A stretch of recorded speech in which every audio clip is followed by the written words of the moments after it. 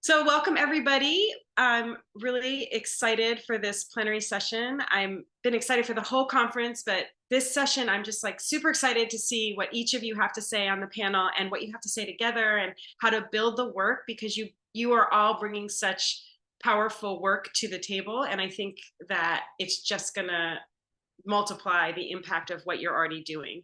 So I'm welcome everybody to our plenary panel. Yes, it is possible. This is a conversation about recruitment, representation, and retention with Dr. K.O. Wilson, Dr. Shireen Parvi, and Dr. Travis Bristol, all experts in the education field in different areas. For me, one of the most important things we can do in the field of education is just to really look at representation. Our children, our families need and deserve representation of folks who look like them, who understand their experiences, and it's only going to expand our field and increase the quality of what we're all doing. So I would get to learn from more people who are different from me, and we could start to really transform our education system so that it's not a site where bias and discrimination get implemented, but a site where bias and discrimination get interrupted and get changed. So I'm really excited to have all three of you here. Thank you. I'm going to turn it over to Kathy, who is going to talk about the next slide.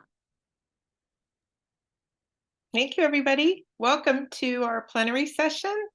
As we still let people in, please put your name and affiliation or college or interest in the chat. We're excited to see you. And we have some great panelists for this afternoon. Well, it's noon, so it's kind of between morning and afternoon. My name is Kathleen White, and I'm one of the coordinators of Teach for the Bay and work on the San Francisco Bay Region teacher preparation pipeline and apprenticeship project for the Bay Region colleges. I just want to share two slides with you before we introduce our first speaker. And one is that there's absolutely need in this area. We have about 150 community college students enrolled in our sector in California. We rank number 5 in career technical program enrollment, so we're very well enrolled. We have lots of students interested in working with children and youth in a variety of jobs. And it makes us, as especially community colleges and high school students entering community college, a very ripe and fertile ground for cultivating new teachers. We also bring the diversity, and our students are diverse and represent the communities that they live in.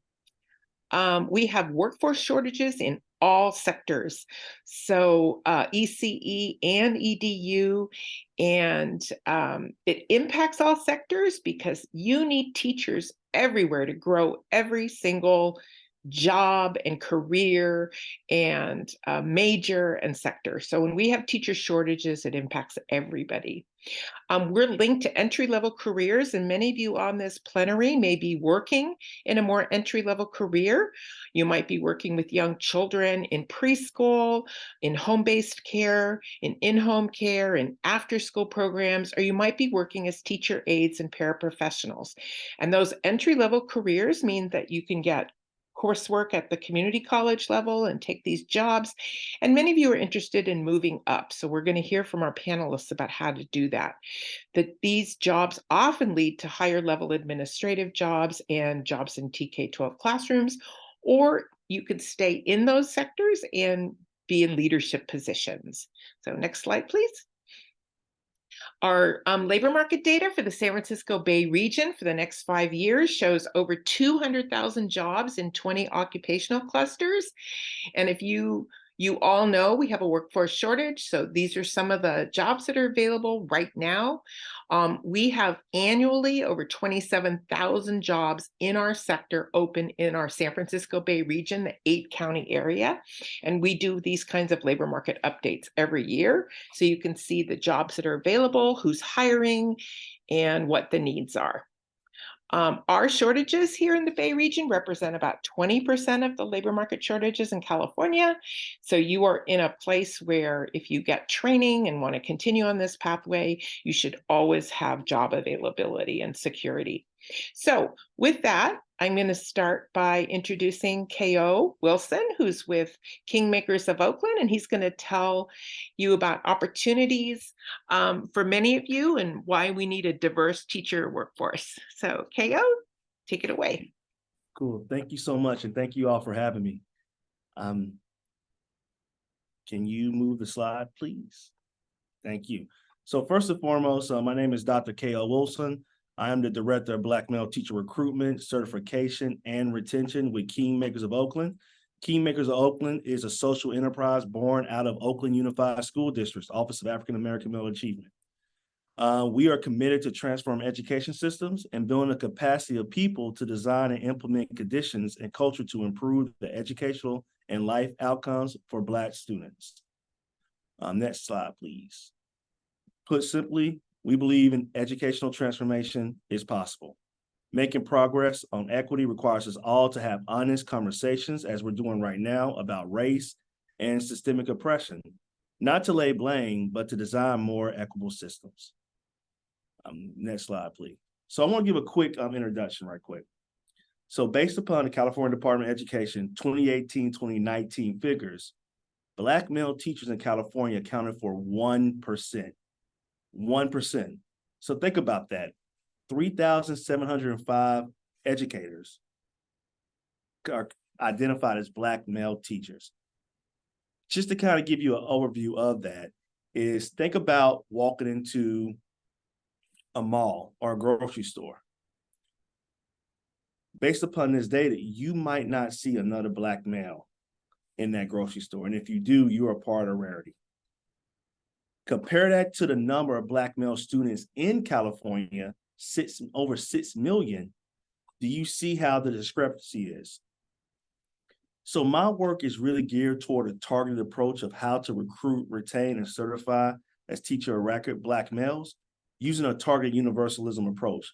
What that means is that if we can support Black males to create pathways for Black males to education, that's going to benefit everyone. Whether you're Black, white, Asian, or Latinx, that's going to benefit everyone. So the introduction I'm trying to just convey to you all is like, Kingmakers uses a targeted universalism approach to where we want to focus on Black males and build systems for Black males that's going to benefit everyone. Next slide, please. With that being said, there's many programs that exist across the Bay Area. Some have ceased to exist, like Oakland, Teach Tomorrow Oakland, Urban Ed, Kingmakers. Let me be clear. The issue is not finding folks who are interested in teaching. The issues are creating welcome space for Black males and teacher certification programs. So for example, I had a candidate that, so a little bit about myself.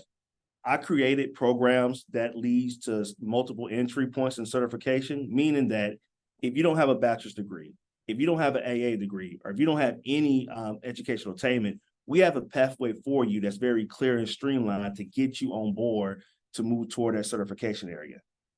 When I was in Seattle, Washington, I built 2 programs like this in Seattle, Washington, and Portland, Oregon.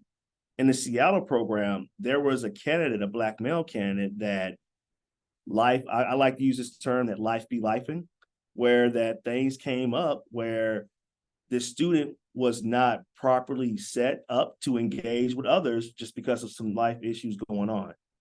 Instead of the teacher supporting the candidate to like really say, okay, how can I work with you to, make it flexible? The teacher went straight to, well, you need to turn this in right now or else. That's not a welcoming space. So I just want to pause there to think, like, how many of you have witnessed that through your academic journey, where you had a professor or an instructor or a colleague just didn't understand some of the things that might be happening in your life and that could impede you from being successful in the program? Scholarship opportunities. The way it's set up currently right now is that if I pay you to go to college, and I'm not going to pay 100% of your college, just some of it, then you have to come back and work for me for 3 to 5 years. Why can't we we're in a shortage. Why can't we support folks who really want to get to teaching instead of putting these restrictions or these conditions over it? I understand the whole concept of skin in the game, but we reached a crisis, I think a crisis level where we should be supporting folks who got the passion and love to get into teacher certification programs. Mentorship. What does it look like when, and mentorship is on pre-services, meaning that I have not yet became a teacher of record, but also in service too. Let me clear my certification as well.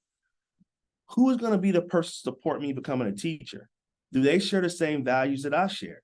Are they going to be properly trained? Do they have the time to support me as well? Job placement. I want to use an example that happened in Portland, Oregon. Once a paraeducator becomes a teacher of record, sometimes there's some subtle racism that can transpire. Example, this one principal wrote a glaring recommendation for candidate A, saying that, candidate A does all this stuff in the school, the teachers love them, the parents love them, the students love them, that, we want to support them through their teacher certification program. When candidate A finished the teacher preparation program, that recommendation changed to, oh, we want to keep them, to, this candidate was unprofessional, he's not showing up for work, we don't know how to support him in our school building. So this candidate, and I was talking to this principal, like, well, hold on, this is what you said in your recommendation letter for this candidate. What changed? And he couldn't articulate the answer. And trust amongst public schools. Why would I want to be a teacher when I know I had a horrible experience in teaching? I mean, I had a horrible experience growing up. So I say that as, and I'm sure like the panelists are going to allude to some of these areas as well, or even expand upon some of them. But what I'm trying to convey right now is that we have to create conditions to get folks into teaching, in the teaching pathways. We have to build a pool. And to create those conditions, here are some steps that we want to do. Next slide, please. Kingmakers of Oakland created a solution called the Brotherhood of Love Development Framework, or we call BOLD. And BOLD is, we want to build a pool of Black male educators via multiple entry points. Meaning if you don't have a degree, we got a pathway for you, because we understand that residency models is probably one of the best way to become a teacher. But unfortunately, an eligibility issue for residency models is that you have to have a degree. So what about those folks who want to be in a residency model, but they just don't have the eligibility to become so? So what Kingmakers of Oakland, along with City College of San Francisco and SF State, we're trying to build a pool of folks to increase those pathways to residency models or any other teacher preparation model as well. Navigational supports for Black men in pre-services. What we want to do is we want to support folks through the whole journey, meaning that we want to set people up for success once we recruit them in these teacher certification pathways, so they are retained, they persist, they complete. So when they do become hired to a district, they're ready to go, and a district has a big pool to choose from.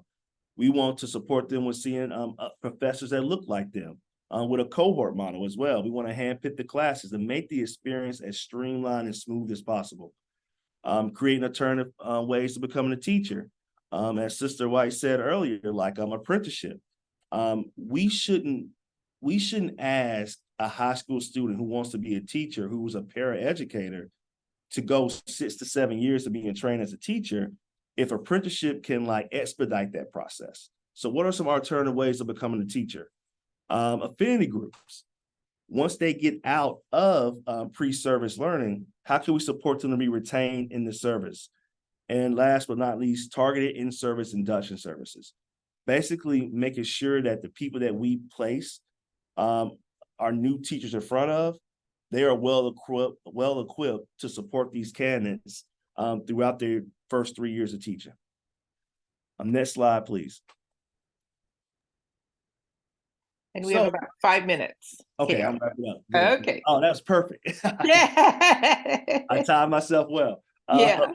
Good. So from learning to action, I gave you all this theories. I gave you all like just a quick breakdown, because I know our panelists after me are going to do a probably more of an amazing job than I'm doing right now to really the why and the how and things. But we're in prototype 1 right now in San Francisco Educator Rising. That's a partnership between SFUSD, City College of San Francisco, Kingmakers of Oakland, and SF State, where we are recruiting community members, high school graduating seniors, paraeducators to degree completion to get on a pathway to become a teacher. For our first year, we have 23 enrolled. We have, I think, one more coming in the winter semester, including 7 Black males and 1 Latinx male.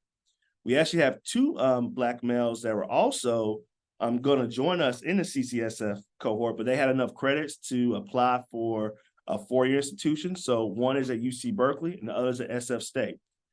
I can say this with confidence that without the support that we gave in our program, San Francisco Educator Rising, I do not think that some of these students would have made this step. And also we have a retention of that. We have 22 or 23 currently right now through our first mid-quarter check-in. We are also doing Black Male Affinity Group as well. We have facilitated 4 Black Male Affinity Groups at SFUSD with Brother DeAndre Ball and the Ali Department, SFUSD, Bobby Pope. And of those 4 affinity groups, over 130 folks attended. Targeted recruiting. You know, I'm a firm believer that you can't just wait and people come to you. You have to come to them. And we convened 3 Black male recruiting events, and the proof's in the pudding while we're here. To sum it up, San Francisco Educator Rising, we want to create this community of care. I think it's this program in San Francisco used to call it soul care. So we want to do something like that. Like we want to bring love to students. We don't say that too often in our teacher preparation programs. We want to show love. We want to give them support. We want to give them a clear vision, a clear pathway of where they're going. We want to have them go graduate debt-free. We want them guaranteed a job. And San Francisco Educator Rising, that's what we're doing there. And this is year 1. We're already recruiting for cohort 2. And I just think the sky's the limit. Next slide. Thank you. Any questions for me? That's my email. I would love to, talk to anyone who has any further questions. Follow us at Kingmakers of Oakland. I got the social media tabs on there, but if you want to email me directly, my email is there as well.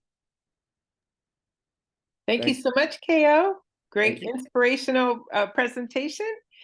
And we may have time for questions at the end of our panel. So I am going to move to introduce Dr. Shireen Parvi. Next slide, please. And she is currently the Assistant Vice Chancellor in Education and Leadership for the whole CSU system. So all of the CSUs.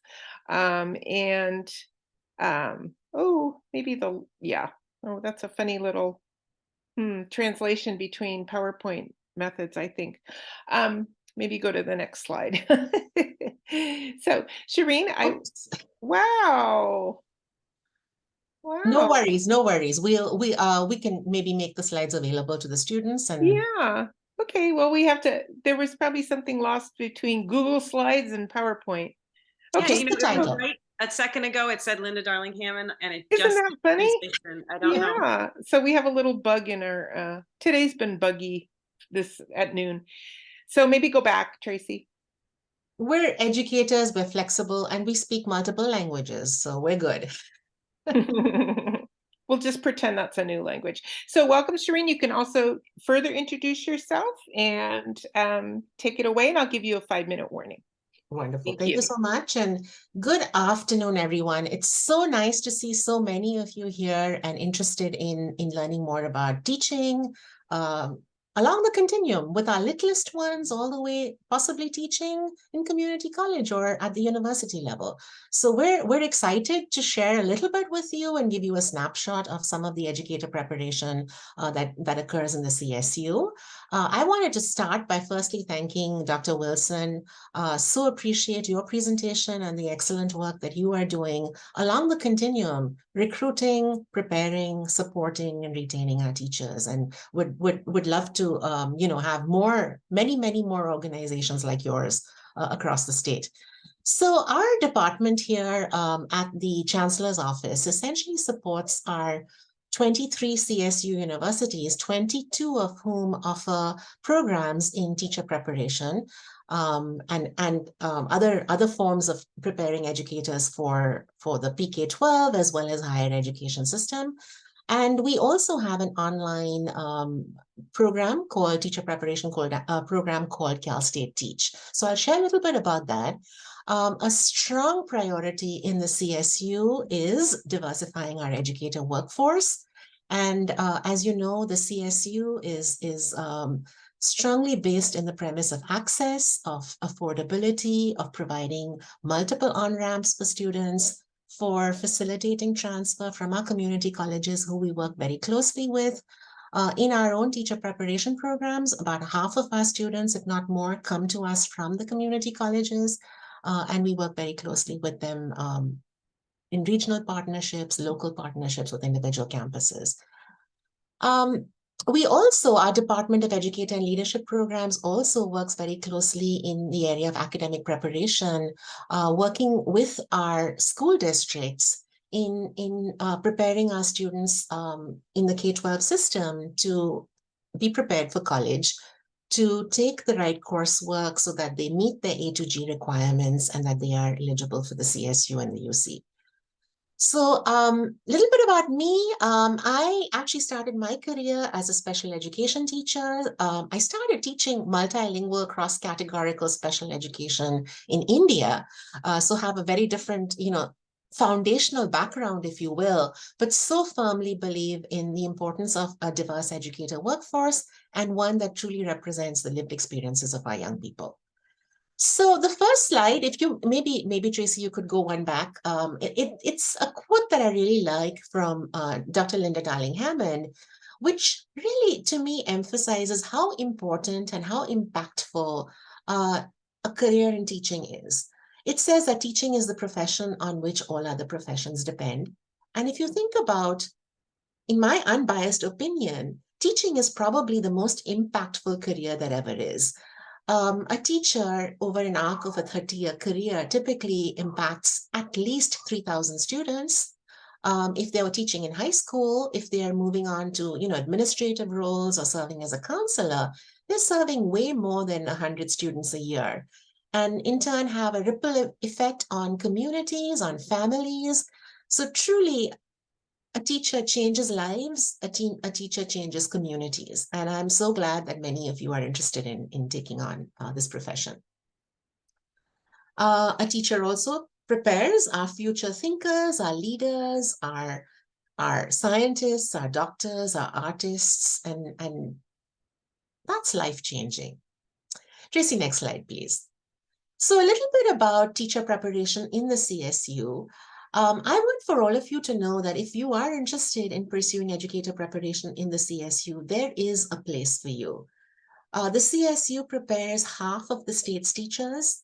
That translates to more than 4% of the nation's teachers. What we do in the CSU truly does matter. We work, like I said, very closely with all of the school districts in the state of California, with our community college partners. Our CSU faculty in our educator preparation programs are typically scholar practitioners. They are former teachers, counselors, administrators, have rich, deep experiences in our school systems, and also have built research agendas that really help, again, do applied work that impacts what happens in our schools and colleges. I want for you to also know that there are multiple pathways to becoming a teacher. It's never too late. I love to tell the story that I had a student who was 89 years old. It was his lifelong dream to be a teacher, and at 89, he graduated with a math credential. So it's never too late. But of course, we want for you to start thinking about teaching as a career as early as possible, get into the right pathways so that you can accelerate your progress and time to the credential. So you could, some of you I see are in high school or working in high school settings. Most of you, it looks like, are at different community colleges, many of you at City College of San Francisco, but we have a wonderful representation from other community colleges too. We have multiple pathways for you to transfer from your community college into a bachelor's degree program, like Dr. Wilson was saying earlier. It could be an undergraduate route. We call them our integrated teacher education programs in the CSU that allow candidates to work on their bachelor's degree and teaching credential at the same time. So that might be an option for you. If you are interested in getting a bachelor's degree in something else, no problem. You can always come back at the post-baccalaureate level into a teaching career. Many of you are already working in the schools, and there are lots of opportunities for you to get credit for the work that you're doing in the schools, get some funding while you're working in your jobs to also bring that into the CSU. If you're not interested in being a teacher, but you want to be a counselor, a school psychologist, you want to, we offer in the CSU multiple programs for different pathways to work with young people. We're going to be soon launching the new credential, our PK3, or our preschool to third grade teaching credential, that almost all of our CSU campuses are in the process of developing. So please reach out to your advisors, and I believe there are several CSUs who will be at the conference today as well and tomorrow. So please do reach out to them and learn more about the programs that they do offer. Next slide, please. Thank you. So the other thing that I did want to mention and make sure that you do understand is that there are financial aid opportunities for our students. Almost all of our students in the CSU receive funding from multiple different sources to pay for their education. So we really do not want for affordability to be a barrier for you to come into teaching careers. So I wanted to share 80% of our students in the CSU receive financial aid. And as we say here, this financial aid is often state financial aid, but it could also be federal Pell eligibility, teach grants, things of that nature. 60% of our CSU students have all of their tuition paid for, and 50% of our CSU students graduate with no loan debt. If you're in a program that leads to teacher preparation, the state has made some considerable investments in preparing folk to come into teaching. There is a grant called the Golden State Teacher Grant that provides $20,000 for candidates to get their bachelor's and their teaching credential. As Dr. Wilson was saying earlier, this is one of those grants, though, that has a service requirement attached to it. So you would, if you assume a Golden State Teacher Grant, you are expected to work for 4 years in a high-need school after you've earned your teaching credential. We have multiple scholarships. We have CSU level scholarships. We have individual CSU universities offer scholarships. So once you are on a CSU campus, please again reach out to your advising staff, to your faculty, and ask them how you can apply for a scholarship.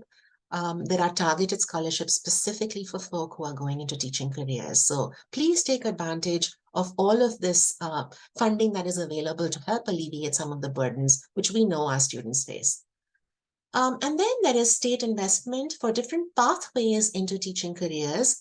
So I believe there had been some discussion earlier around residency programs. These are our programs where our candidates are working in a classroom from day one with a mentor teacher, while they're also taking university coursework to becoming a teacher. And there is a specific state grant, which covers tuition, fees, and provides a living stipend of at least $20,000 if you are going to be a resident. So that's a wonderful route to teacher preparation. It is at the post-baccalaureate level.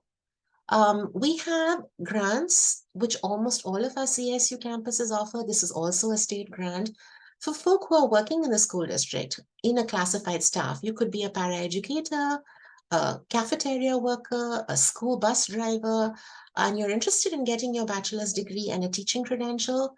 Please, again, reach out to the campus of the CSU of choice. There are classified staff grants that would pay for you to go through that route and earn your teaching credential. And then for some of our candidates, you might want to become an intern. In the state of California, what that means is you become a teacher of record. You get hired by a school district, and you pursue your teaching credential while also teaching full-time in the schools. This might be a route for some of you who've had many, many years of rich experiences in the schools, who might also have, worked as paraeducators in the past. And so there's multiple options. And I also want to emphasize that in addition to funding, you get to decide whether you want to be a full-time student or a part-time student. You can choose the pace at which you choose to go through the program. Many of our programs are in hybrid modality. Some are face-to-face. As I mentioned, we have a completely online Cal State Teach program that serves candidates from the northern tip to the southern tip of the state of California. And we have a lot more new online programs coming online too. So lots of opportunities to earn your teaching credential. Next slide, please. And 3-minute warning. And yes, audience, we do know that the titles are not quite legible, but that is a PowerPoint translation issue, and we've developed a new language. There you go. Well, what the slide should... Thank you. The title of the slide should be about a new program, our CSU Transfer Success Pathway. It's brand new. This program started this year. And what it does is it's a dual admission program that guarantees admission to a specific CSU campus of your choice and a specific major for students who are in our community colleges. So this would be for students who have graduated from high school in 2023 and would like to start in the CSU. So it started this year, but it could be for folk who are, who are in high school right now, or who may have not been admitted to the CSU of their choice as a first-time freshman, or maybe for personal, financial, other kinds of reasons you were not able to attend a CSU of your choice. This is the program for you. You would have, as I said, guaranteed admission to the CSU and the major of your choice. Though you do need to meet certain major specific requirements, you would need to maintain the GPA for that major, and you would also commit to transferring to the CSU where you have been admitted within 3 years. So you have 3 years to work on your coursework at the community college so that you can transfer then at the upper division level into the CSU of your choice. While you're in this dual admission program, you would have access to CSU advising, to our counseling services, to the library, to campus events. We really want for you to be a part of the CSU while you're still, at the community college as well. There is a transfer planner portal, which you would be advised to, again, reach out to your advising staff if this is a program of interest to you. It lists specifically the courses that you would be taking at the community college level, your 3-year timeline, and how you can go ahead and apply so that you would be admitted and be on your path to the CSU. So this is our dual admission or our CSU Transfer Success Program. And next slide, please. Essentially what that says is if you would like more information, I feel like I'm a translator now. If you would like more information, you might want to just take a picture of this link, which takes you to our our website, and that has a lot more information about our programs, about funding, and other questions that you might have. So really looking forward to addressing your questions, encourage you to reach out to our campuses. Like I said, there is a home for you in the CSU. Thank you so much. Thank you so much for your presentation and for your flexibility around the titles being mistranslated, but lots of good information. We should have time for some questions at the end. So next slide, please.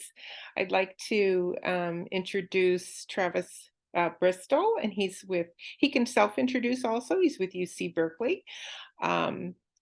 And works on teacher preparation at UC Berkeley. And he's also a member of Superintendent Tony Thurman's new task force that is looking at recruiting teachers in California. So I hope you can spend a little time talking about that. So Travis Bristol, take it away. Yeah. Thank you, Dr. White. It's good to follow up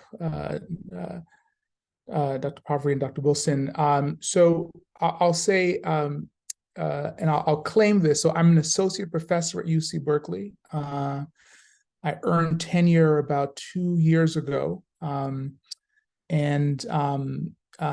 addition, and I'll talk a bit about this, in addition to being on the task force for Superintendent Thurman, I actually chair the task force. But before I got to UC Berkeley, before I became a tenured faculty member at this quite prestigious university, I started, I was a high school student in New York City public schools. And this slide has a couple of animations. So if you just keep on going. So one more, please. Right. So this is the lobby. Oh, if you go back. So this is the lobby of the high school that I attended. And if you look closely, you'll see metal detectors. Every single day for 4 years, right? I had to, before the teachers in the building engaged with my mind, adults in the building policed my body. My school was in some ways an extension of a prison, right? And I'm sure you all have learned that I teach an undergraduate class at UC Berkeley, Race and Urban Schools. And one of the things I talk with my students about is one of the ways that that the carceral state prepares Black and Brown people on average to enter it is that they bring the carceral space to where people live. And so one of the reasons why I had to walk through a metal detector every single day was because in many ways, my classmates and I were being prepared to enter the carceral state, prisons. Needless to say that the education that I received and the miseducation that I received did not necessarily prepare me to be here, a faculty member at this university, but I did well. Now, next slide, please. So after high school, next slide, I received a 960 on my SATs. So I want to just say that. I went to a small liberal arts college called Amherst College in Western Massachusetts. And when I got to Amherst, I wanted to become a lawyer. I was a Pell Grant student. My mother taught preschool for 45 years. She just retired. She made her salary was less than my college tuition. And so I had, I grew up being poor and I didn't want to be poor anymore. And so I thought, why not become a lawyer? So when I went to Amherst, I wanted to become a lawyer, and it was in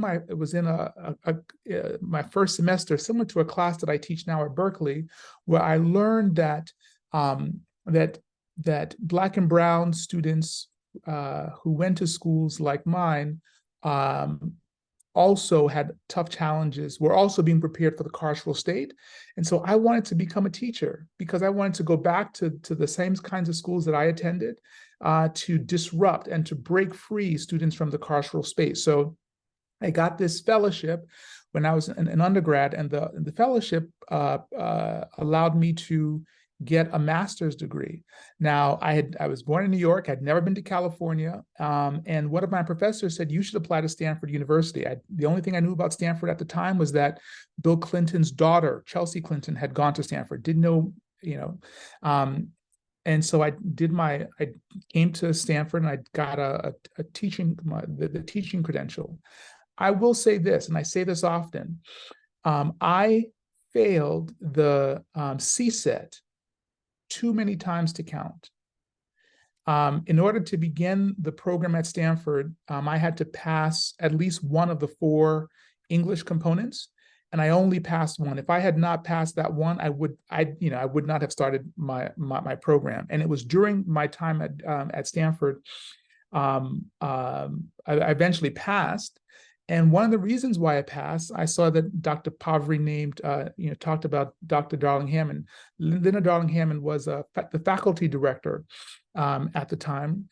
She chairs the State Board of Education. And Linda essentially got me a tutor. Dr. Darling-Hammond got me a tutor, and it was the tutor who sat with me and that helped me pass the teacher certification exams. And so I don't know where you all are in your journeys, and some of you may have heard about those exams, and you may have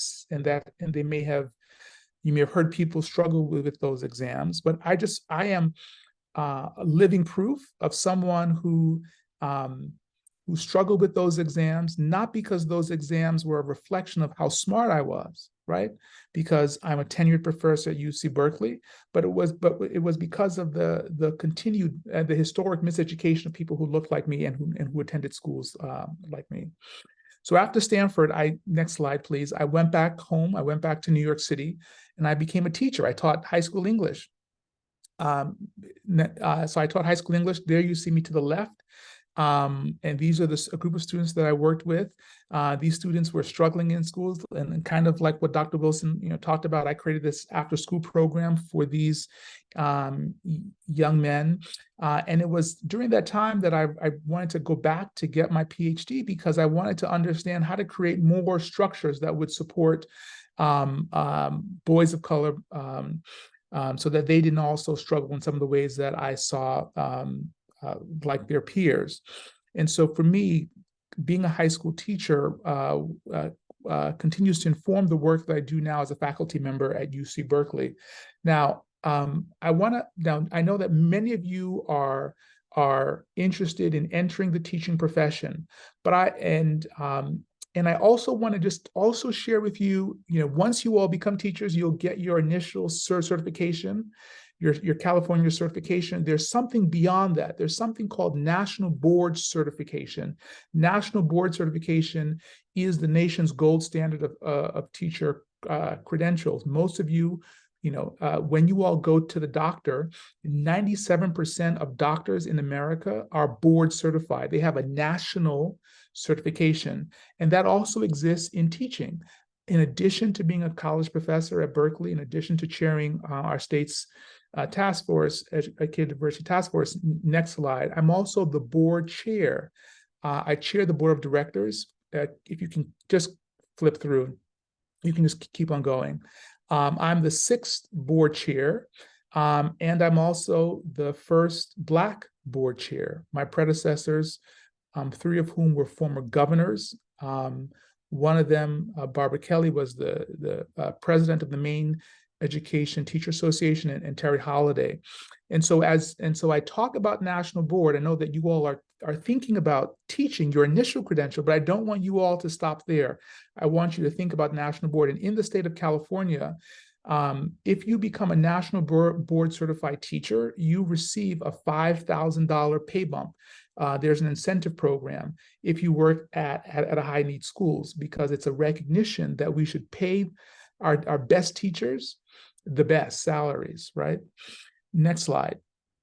So Dr. Wilson also mentioned some of my work at the state. So a couple of years ago, Superintendent Tony Thurman asked me to chair the state's education diversity advisory group. Next slide. And I hope this QR code works. We can also put the link in the chat. And here you'll see some of the recommendations. One of the recommendations is to try to create a greater connection between the community college system and the Cal State system. And I think that, and it's so great to be in this conversation with Dr. Parvi and Dr. Wilson, because I think that one of the recommendations is actually manifesting itself in some ways here. Next slide. And I'll quickly end by saying this. Next slide. If you go to the UC Berkeley School of Education page, you'll see 2 links to 2 different programs that I've received funding for recently. One of the reasons, next slide, one of the reasons why we don't have a diverse teacher workforce is because we disproportionately suspend Black and brown children before they, as students, before they can even become teachers. And so very much like what Dr. Wilson said, right, you can't expect people to become teachers if they don't want to return to these places of harm. So one of the things that Tyrone Howard and I are doing at UCLA is that we're going to work with schools across the state to help teachers, because teachers never stop learning, to help teachers think about how they can reduce discipline. And we've gotten $1 million from the state. And the next slide. And particularly for those of you who are in the Bay Area, I'm starting a national board resource center. I received a $1.62 million grant to increase the number of board certified teachers here in the Bay Area so that we can support them to get certification as well as to get that $5,000 incentive in service of improving learning for their students. So I'll end there. Here's my contact information. I'm hoping that at some point we can see you all in person. UC Berkeley just recently started an education major. And so in my undergraduate class, we have large numbers of transfer students as well. And so as you're thinking about Cal States as a transfer option, I'd also would love for you all to think about Berkeley as an option. Thank you. Wow, thank you so much. Such great information. My head feels heavy right now with so much to think about. Thank you all. Thank you, all three of you. Tracy and I are going to just take turns, and we have time for a few of these questions. Maybe one of you can volunteer to answer at a time, so at least you'll each get a question or two. And then we hope that some of these questions will lift what some of our audience is thinking. So again, thank you. And Tracy, you and I can just rotate questions if that's okay. So I'll ask the first one. Whoever wants to grab this, feel free. How can students stay energized through the teacher preparation process, especially here in California? It takes a while. What advice do you have to encourage them to keep going and stay committed?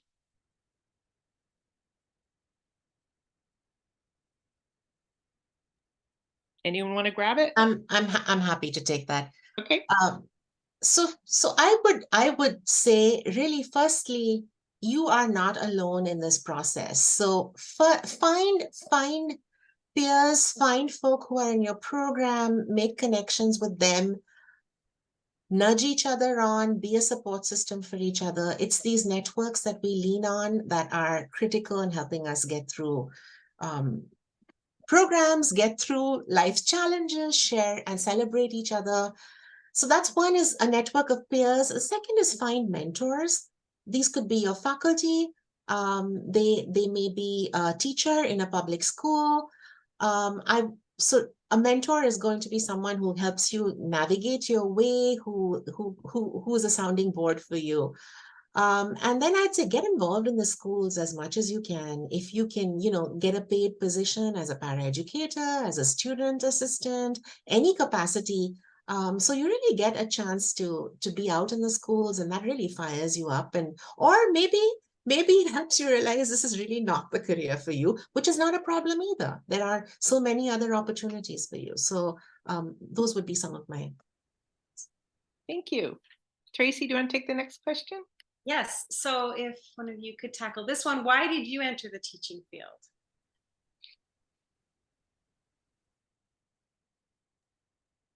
KO, want to grab it? Yeah, I can grab it.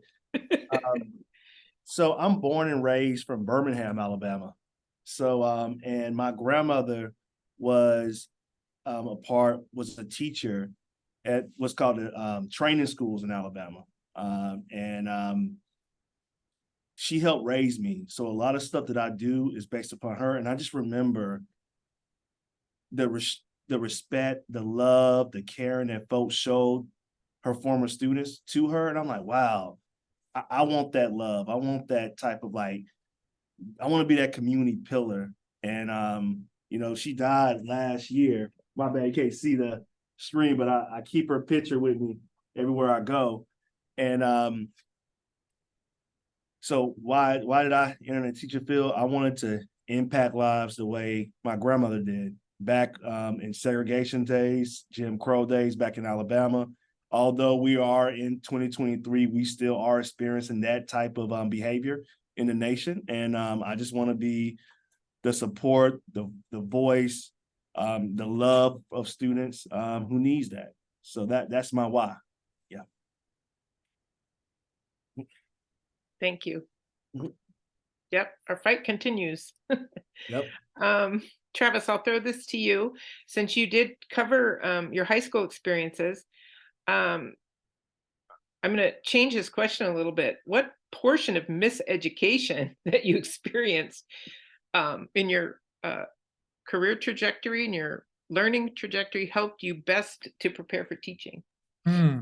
Thank you for that question. So I grew up in, like I said, I grew up in New York, Brooklyn, New York, specifically, and I went to what I would call now an Afrocentric private school. All of my teachers were Black. I was just at Morehouse a couple of days ago, and I talked to, I mentioned, learning about Crispus Attucks. I remember writing letters to the South African government to free Nelson Mandela. That was my high school experience. That was my elementary experience. And then I went to middle school, and in middle school, it was the first time that I heard that Christopher Columbus discovered America. I had never heard that before. My schooling experience became violently Eurocentric, where all of a sudden white people did everything, discovered everything. They were the center of everything. I recognized that that it was that early experience that I had where Black people were strong, they resisted, they overcame or worked to overcome, that allowed me to navigate spaces like Amherst or Stanford or Cal that failed to see me. And that was the kind of experience that I wanted to give to my students. And if you talk to some of my students, they will tell you that their stories and their histories were one that centered them and did not always center white people and whiteness. Thank you. Thank you for that. So the next question is, how can we help and demand that California improve and simplify teacher preparation? So I think it needs to be a demand. It's really not okay, right?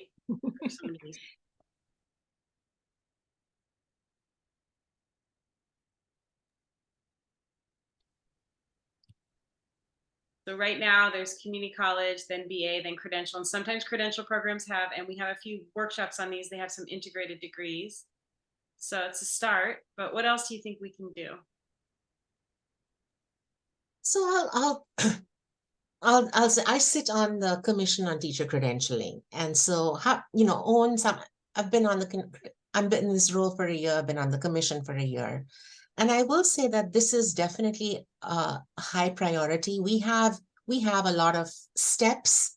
We have a lot of things which are enshrined in education code that do translate into some barriers for our students. And I do want to emphasize that change takes a while and change is slow, but there has been a good deal of change.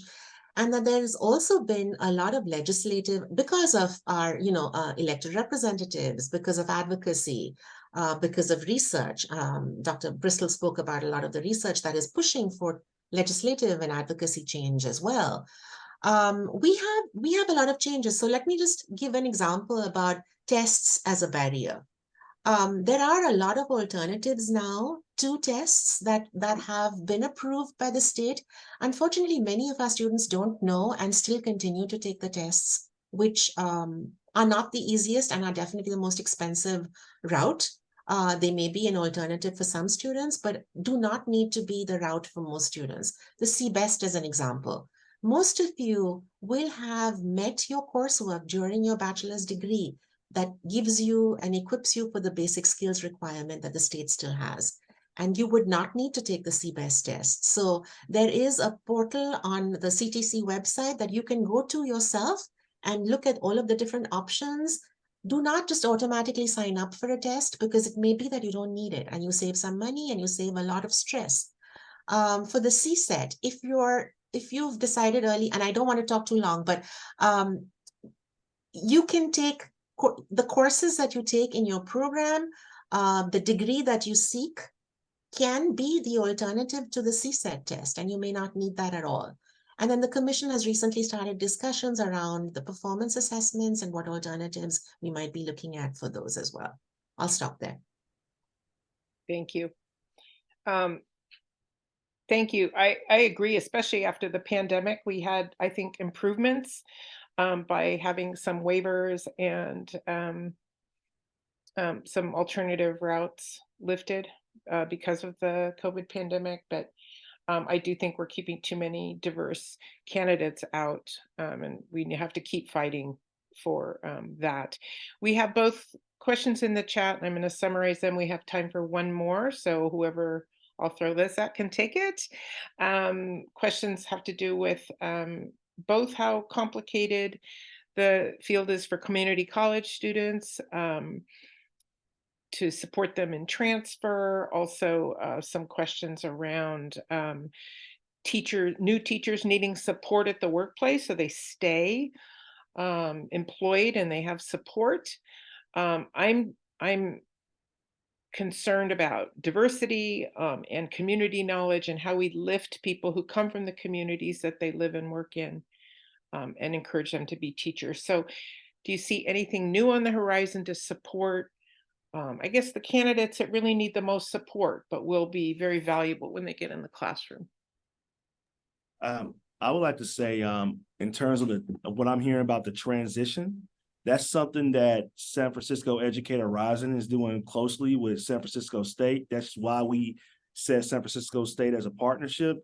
From my experience in Portland and Seattle, and San Francisco has similar demographics and politics, it's that transition point. Like once candidates move from the community college to the four-year institution, it's like, I don't know, just like a lot of stuff drops off.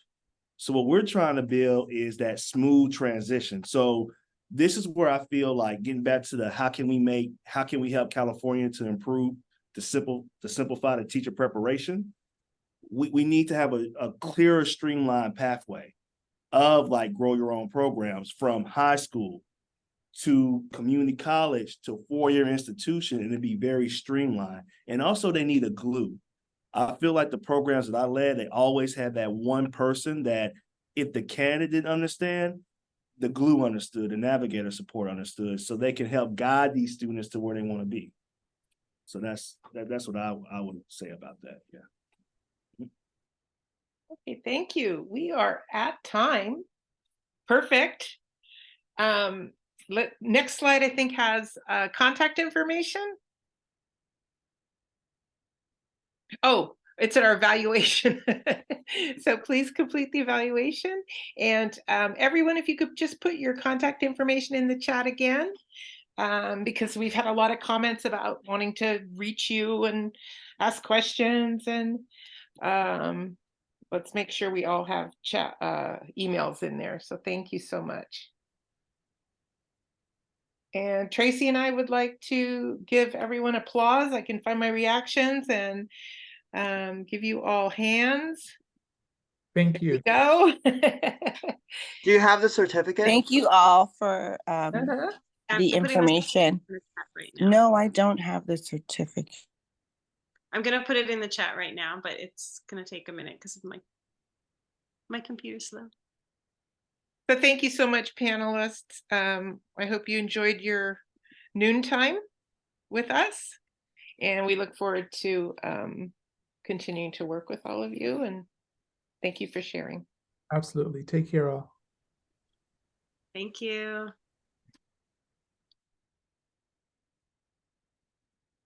Sorry, are you able to put the survey in the chat, please? Yeah, I'm gonna look for the evaluation link. Thank you.